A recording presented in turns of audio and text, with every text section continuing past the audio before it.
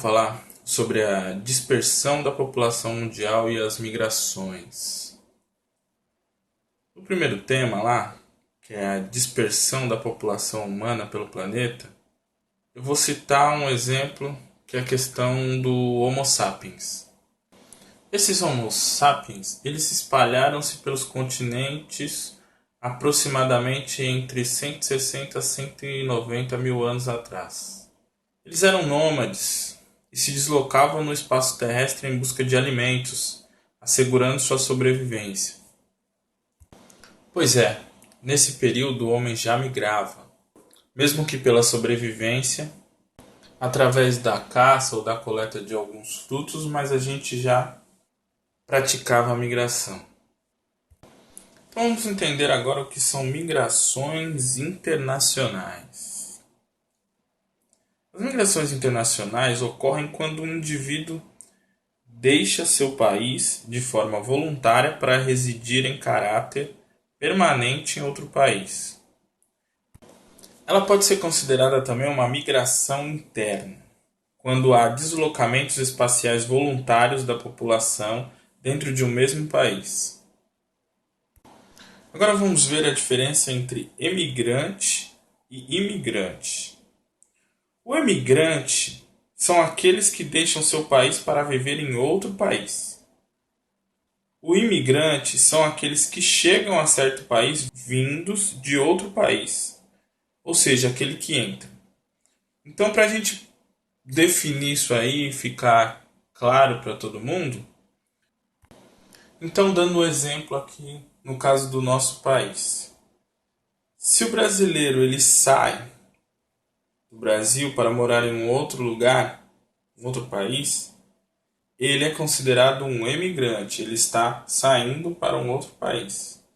Agora, essas pessoas que vêm de outro país para cá, para a gente ela é um imigrante. E isso acontece em qualquer parte do mundo. Emigrante é o que sai, imigrante é o que entra. Atualmente, mais de 230 milhões de pessoas, aproximadamente 3% da população mundial, vive fora de seu país de origem. Agora vamos esclarecer a diferença entre imigrantes, refugiados e deslocados internos, que possuem também muita diferença. Em 1950 foi criado o Alto Comissariado das Nações Unidas para Refugiados, o Acnur, com o objetivo de prestar assistência aos refugiados em todo o mundo. Para que fique claro, refugiados são pessoas que se veem obrigadas a abandonar seu país por temerem serem perseguidas, maltratadas ou assassinadas por motivos étnicos, religiosos, ideológicos ou políticos, ou ainda em razão de catástrofes naturais. Ou seja, um refugiado ele corre risco de morte no local que ele está. Por isso que ele migra. Então ele tem uma condição diferente dos imigrantes que deixam seu país voluntariamente. Aí tem outra questão que é a questão dos deslocados internos. Os deslocados internos, eles migram pelos mesmos motivos dos refugiados, mas para outras localidades dentro de um mesmo país. Fica claro por essas definições que o refugiado ele tem uma condição financeira melhor, que é por isso que ele consegue sair do país onde ele está. Provavelmente, os deslocados internos não têm esse recurso financeiro para poder estar deixando seu país.